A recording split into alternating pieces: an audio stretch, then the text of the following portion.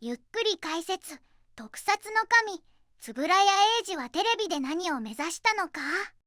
ウルトラ Q 誕生秘話と日本中に怪獣を解き放った男たちの伝説。こんにちは、レイムです。みんなはウルトラマンはもちろん知ってると思うけど、その全ての原点になった伝説の番組のことは知っているかしら？今日のテーマはそこなんだぜ。特撮の神円谷英二がテレビに挑んだ、日本の特撮ヒーロー史のまさに創世記。1966年放送のウルトラ Q だ。後の全てのウルトラシリーズの礎は、この番組から始まったと言っても過言じゃないのぜ。ウルトラ Q、あのゴジラを生んだ特撮の神様、円谷英二監督の作品よね。でも、どうして映画界の巨匠が、当時、隠したと見られがちだったテレビの世界に挑戦したのかしら？いい質問だぜ。円谷英二は映画館でしか味わえなかった特撮の興奮を、毎週、家庭の茶の間で届けたいっていう壮大な夢を抱いていたんだ。それを実現するために彼と仲間たちが挑んだ不可能と言われた数々の常識破りの挑戦こそが、ウルトラ Q を不滅の伝説にしたんだぜ。今日はその奇跡の物語を紐解いていこう。挑戦。映画のクオリティをテレビで。35ミリフィルムへの異常なこだわり。さて、最初の挑戦はどんなことだったの？円谷監督の常識破りって、なんだかワクワクするわ。結論から言うと、円谷監督はウルトラ Q の撮影を、当時としてはありえない映画用の35ミリフィルムで全て撮ると言い出したんだ。これが全ての伝説の始まりなのぜ。え？それってそんなにすごいことなの？フィルムの種類が違うだけで、そんなに変わるもの？全然違うんだぜ。当時のテレビ番組は、コストが安い16ミリフィルムで撮るのが常識だったんだ。でも円谷監督はテレビだからって妥協はしないと、映画と同じ土俵で勝負することを決めたんだ。具体的に言うと、35ミリフィルムは16ミリフィルムに比べて面積が約4倍も大きい。つまり、記録できる光や色の情報量が圧倒的に多くて、映像のきめ細やかさが段違いなんだぜ。なるほど。だから、ウルトラ Q の怪獣って、白黒なのにテレビで見た時にすごくリアルで、まるで映画館のスクリーンをそのまま茶の間に持ってきたみたいに見えたのね。でも、そんな高価なフィルムを使ったら、テレビ局の人は黙ってなかったんじゃない？その通りだぜ。当然、放送局の TBS は制作費の高騰を心配して猛反対したんだ。でも円谷監督は一歩も引かなかった。テレビだからって、子供騙しにはしたくないと、この時の彼の譲れないこだわりがあったからこそ、ウルトラ Q は放送から半世紀以上経った今でも、驚くほど鮮明で色褪せない映像美を保っているんだ。なんなら、現代の技術で 4K リマスター化できるのも、元が35ミリフィルムだったから可能なんだぜ。まさに、半世紀先の未来すら見据えた、神様の英断だったわけだな。挑戦。毎週1体、新怪獣を出すという。テレビ局も驚愕した無謀な公約。35ミリフィルムへのこだわりだけでもすごいのに、まだまだ挑戦はあったのよね。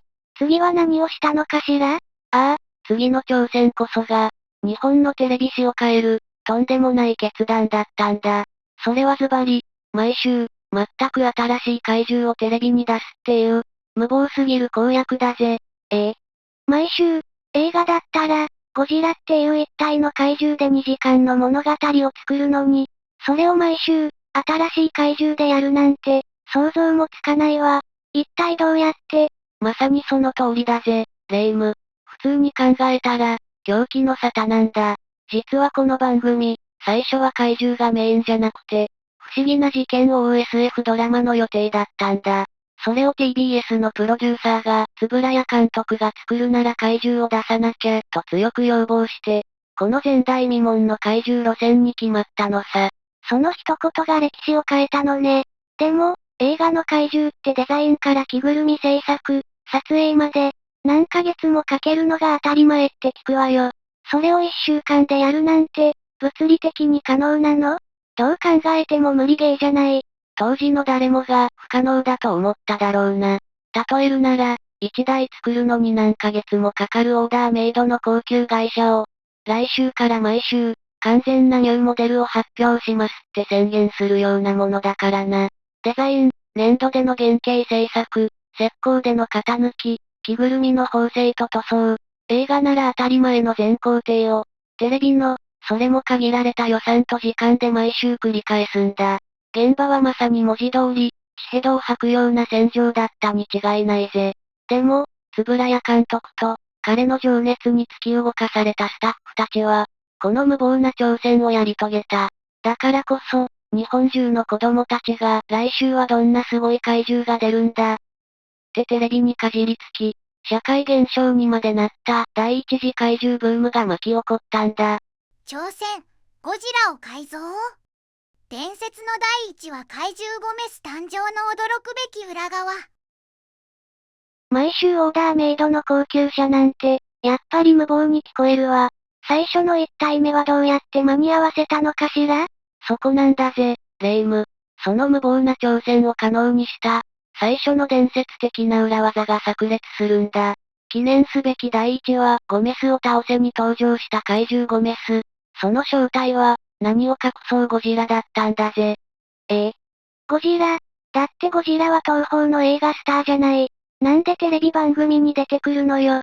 もちろん、ゴジラそのものじゃなく、その本物のゴジラの着ぐるみを借りてきたんだ。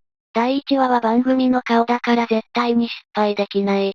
でも、毎週新怪獣っていう無茶なスケジュールと予算じゃ、ゼロから高品質な怪獣を作る時間はない。そこで円谷プロは逆転の発想に打って出たんだぜ。逆転の発想？ゴジラの着ぐるみを。まさか、改造したってこと？そのまさかだ。彼らは東宝から、1964年の映画、モスラ対ゴジラで実際に使われたゴジラのスーツを借り受けて、それを改造したんだ。角や甲羅を付け加えて、全く別の怪獣、ゴメスとして生まれ変わらせたのさ。しかも、ゴメスと戦う会長リトラも、東宝の空の大怪獣ラドンを参考にして作られていたんだぜ。すごい。ただの使い回しじゃなくて、最高の素材を元に新しいものを生み出したってことなのね。その通りだ。限られた条件の中で最高のクオリティを叩き出すための、まさに苦肉の策であり、天才的なアイデアだったんだ。映画の王者の魂を受け継いだ怪獣だからこそ、お茶の間に与えたインパクトは絶大だった。この大胆な挑戦が、伝説の幕開けを飾ったんだぜ。挑戦、予算との戦いが生んだ逆転の発想。ガラモンとピグモンの秘密。ゴジラを改造しちゃうなんて、本当に大胆な挑戦だったのね。でも、毎週新怪獣を出すなら、他にも色々と工夫が必要だったんじゃないかしら？その通りだぜ。特にウルトラ級で大人気になった怪獣、ガラモン。あいつの誕生とその後の運命にこそ、円谷プロの苦悩と逆転の発想が詰まっているんだ。ガラモンの運命？なんだか意味深ね。ウルトラ級の中でも特に可愛くて人気の怪獣だったって聞くけど。ああ、そして、その人気怪獣の着ぐるみが、後のウルトラマンで別の怪獣、ピグモンとして再利用されたんだぜ。これは、当時の制作現場がいかに追い詰められていたかの証拠なんだ。そうなの。でも、なんでまたそんなことを？ウルトラ級が大ヒットしたなら、次の番組はもっと予算があったんじゃないの？まさか、人気作の続編で予算が減るなんて、考えられないわ。そこが落とし穴だったんだぜ。ウルトラマンはテレビがカラー放送になった時代の大人気番組だ。でも、制作費はモノクロのウルトラ級とほぼ据え置きだった。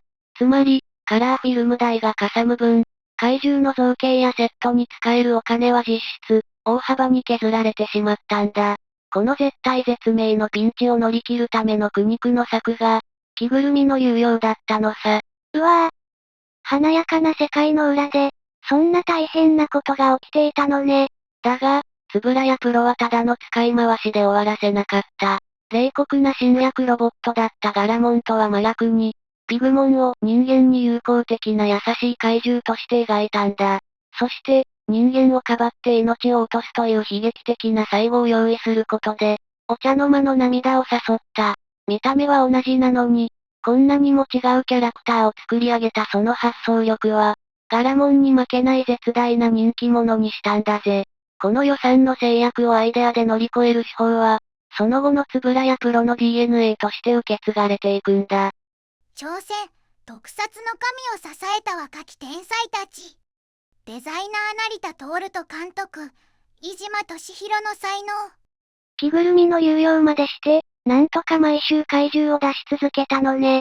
でも、円谷監督一人だけの力じゃ、さすがに限界があったんじゃないかしら？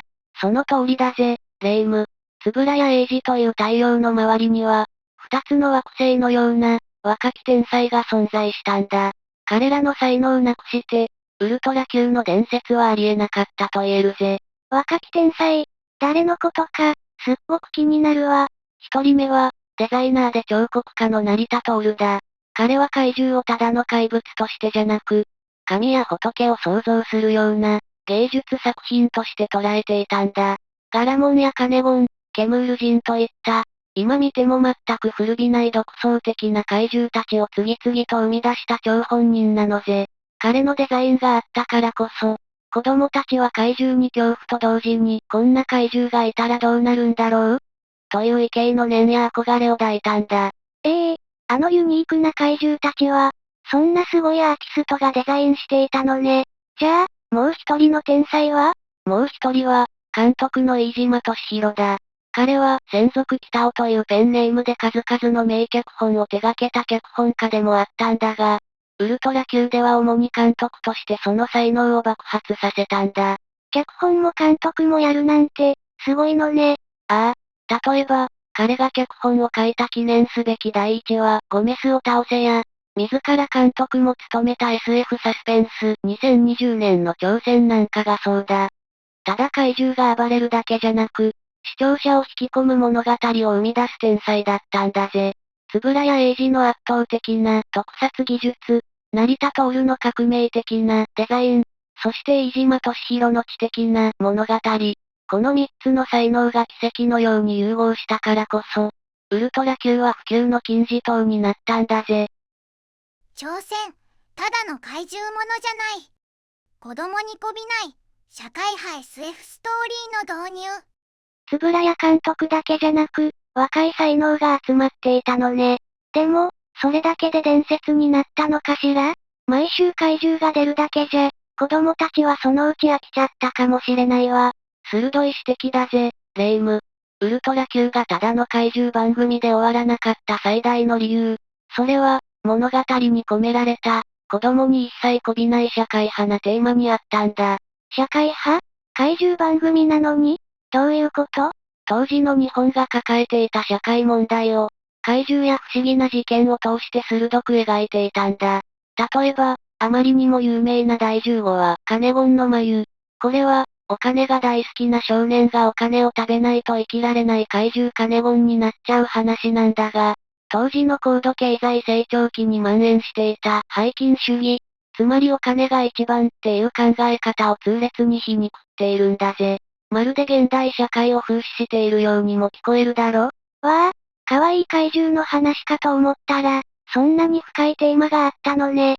ただの完全懲悪では終わらない、深いメッセージ性があるのね。まだまだあるぜ。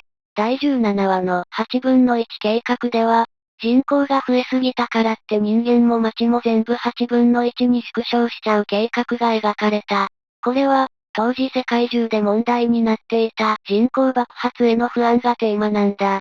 現代社会が抱える少子高齢化とは真逆のテーマだけど、どちらも人口問題という点で共通しているのは興味深いな。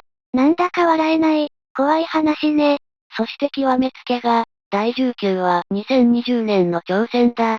競争社会に疲れた未来人のケムール人が、若い肉体を求めて現代人を誘拐しに来る。これは科学が進みすぎた未来のディストピアを描いた物語なのさ。こうした大人びたテーマが、ただの怪獣ショーじゃない。心の奥底に問いかけるような忘れられない衝撃を子供たちの心に刻みつけたんだ。そして同時に、当時の知識人や大人の視聴者をもうならせた。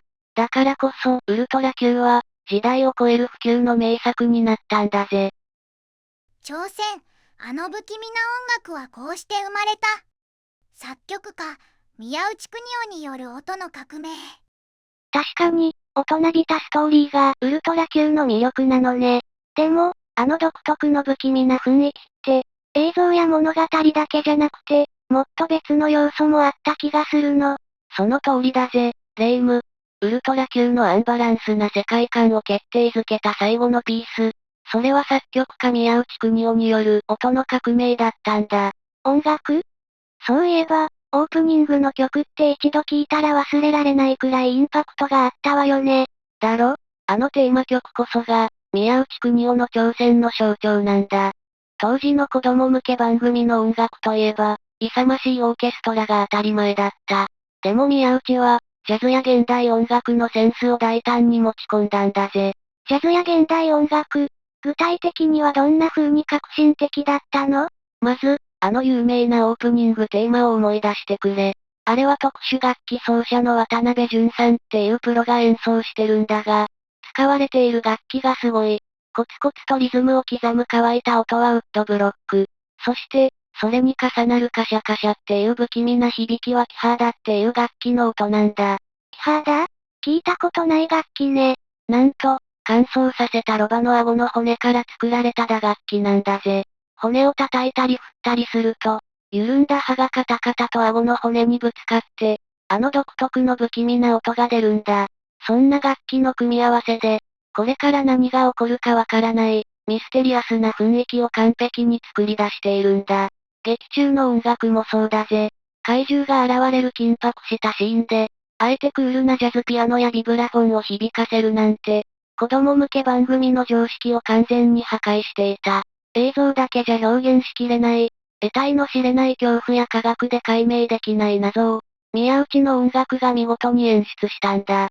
まさに映像と音楽が一体となった総合芸術。だからこそ、ウルトラ Q は伝説になったんだぜ。挑戦、放送順の謎。なぜ制作第1話が本放送の第1話にならなかったのか。音楽一つにも、そんなに深いこだわりがあったのね。知れば知るほど奥が深いわ。ねえマリサ、他にも何かウルトラ Q にまつわる秘密ってないの？もちろんだぜ。じゃあ、これはどうだ？実は、私たちが知っているウルトラ Q の第1話は、本当の意味での第1話じゃなかったんだ。どういうこと？第1話が第1話じゃないって、まるで全問答みたいよ。はは。つまり、ウルトラ Q は、実は作られた順番とテレビで放送された順番が違っていたんだぜ。記念すべき制作第1話は、皇居のお堀に巨大な花が現れる SF ミステリー、マンモスフラワーだったんだ。これは放送では第4話になっている。もしこれが第1話だったら、番組の印象もかなり違っただろうな。じゃあ、どうして放送の第1話は、怪獣同士が戦うゴメスを倒せになったのかしら？何か理由があったの？そこには、視聴者の心をつかむための巧みな戦略と、スタッフ間の熱い人間ドラマがあったんだぜ。実は、TBS のプロデューサーは最初、試写会で一番評判が良かった、どこか哲学的な雰囲気すら漂う宇宙からの贈り物を、第1話にしようと考えていたんだ。ふむふむ。ところが、円谷英二の長男で、自身も監督だった円谷はじめさんがそれに待ったをかけた。ゴメスを倒せの難しい脚本を、無理して書いてくれた飯島監督への恩返しがしたい。だから、彼のエピソードを第1話にしてやってくれないかって、強く頼み込んだんだ。その熱意が通じて、結果的に怪獣バトルが派手でインパクトの強いゴメスを倒せが第1話に選ばれた。この戦略的な判断と人間的なドラマがあったからこそ、初回放送で視聴者にこの番組はすごい怪獣が見られるぞと強烈に印象づけることに成功したんだぜ。挑戦、時代を先取りしすぎた傑作。2020年の挑戦。放送順にもそんなドラマがあったなんて、本当に面白いわね。ウルトラ Q って、ただ昔の番組っていうだけじゃなくて、なんだかすごく新しい感じがしてきたわ。まさにその通りだぜ、レイム。特にこれから紹介する挑戦は、ウルトラ Q が単なる懐かしい特撮番組ではないことを証明している。それは、未来を予見していたとしか思えない、時代を先取りしすぎた物語なんだ。未来を予見、一体どんなお話なの？第19話、2020年の挑戦だ。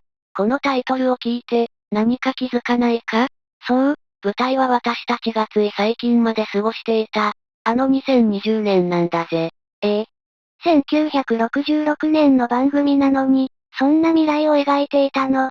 すごすぎるわ。まるでタイムマシンに乗って未来を覗き見てきたみたいじゃない。それで、どんな内容なの？これがまた、今の私たちが聞くとゾッとするような話なんだ。物語に登場するケムール人は、科学技術が発達しすぎた結果、なんと500歳まで生きられるようになった未来人なんだ。でも、医学の力で寿命だけを無理やり引き延ばしたせいで、肉体の老いだけはどうにもならなかった。まさに、生命の根源的な問いを投げかけるような設定だぜ。なんだか、すごく考えさせられる設定ね。科学の進歩が必ずしも幸福に直結しないっていう、今の私たちへの警告みたいだわ。だろ？そして、その老い衰えた肉体を捨て、若く健康な体を求めて、彼らは1960年代の地球にやってきて若者たちを誘拐するんだ。長寿を手に入れたのに、老いからは逃れられない社会の苦悩。このテーマが、まさに現実の2020年代に私たちが直面している超高齢化社会の問題や、どこまで延命治療を続けるべきかっていう難しい問題を、半世紀も前に先取りしていたんだぜ。科学の進歩がもたらす光と影を鋭く描いたこの物語こそ、ウルトラ Q が子供だけの番組じゃなかったことの、最高の証明なのさ。この回は、単なる特撮の枠を超えた、哲学的な問いを私たちに投げかけているんだぜ。挑戦、そして、ウルトラマンへ。ウルトラ Q が未来に残した偉大なる遺産。未来を予見するような物語まであったなんて、これだけの挑戦を乗り越えて、ウルトラ Q が一番最後に成し遂げた、最大の功績って何だったのかしら？いい質問だぜ、レイム。円谷英二たちの挑戦が残した最大の遺産。それこそが、私たちが知るすべての日本の特撮ヒーローの原点。ウルトラマンを生み出したことなんだぜ。ウルトラ Q がウルトラマンを直接繋がっているのね。ああ、ウルトラ Q が巻き起こした社会現象レベルの怪獣ブームを受けて、放送局の TBS はすぐに円谷プロに次の番組もお願い、って依頼したんだ。でも、最初からあのウルトラマンが考えられていたわけじゃないんだぜ。じゃあ、どんな企画だったの？まさか、ウルトラマンじゃない別の企画があったなんて驚きだわ。最初に企画されたのは、科学特捜隊ベムラーっていう番組だった。これは、ウルトラ Q に出てくるような悪い怪獣たちと、正義の会長、ベムラーが戦う物語だったんだ。でも、制作会議で怪獣同士が戦うだけでは、子供たちがどっちを応援していいかわかりにくいし、ヒーローという概念が弱いのではないかっていう懸念が上がったんだ。確かに、どっちも怪獣だとちょっと複雑かも。そこで生まれたのが、人間が変身する、誰もが応援できる明確な正義の味方っていう、画期的なアイデアだった。こうして、あの銀色の巨人、ウルトラマンが誕生したんだぜ。ちなみに、ウルトラマンの第1話に出てくる宇宙怪獣ベムラーは、この幻の企画の名残なんだ。ベムラーのデザインも、実は当初予定していたウルトラマンのデザイン案の一つだったんだぜ。35ミリフィルムで培った映像技術、毎週怪獣を生み出す制作ノウハウ、そしてガラモンをピグモンにしたような逆転の発想。ウルトラ Q のすべての挑戦が、日本のヒーロー史に輝くウルトラマンという偉大な金字塔を打ち立てるための、かけがえのない礎になったんだぜ。総評またはまとめ。10の挑戦、どれも本当にすごかったわ。単なる昔の番組っていうだけじゃなくて、円谷監督たちの絶対に面白いものを作るんだっていう、ものすごい情熱が伝わってくるみたい。ああ、ウルトラ Q は不可能だらけの状況を知恵と情熱、そして楽天の発想で乗り越えた、挑戦の記録そのものなんだ。特撮、デザイン、物語、音楽、すべてが融合した、まさに総合芸術だったのぜ。そして、その挑戦の精神は、現代のクリエイターたちにも脈々と受け継がれているんだ。だから半世紀以上経っても、私たちの心を引きつけるのね。もしこの挑戦がなかったら、私たちが知っているヒーローの歴史も、そうだな。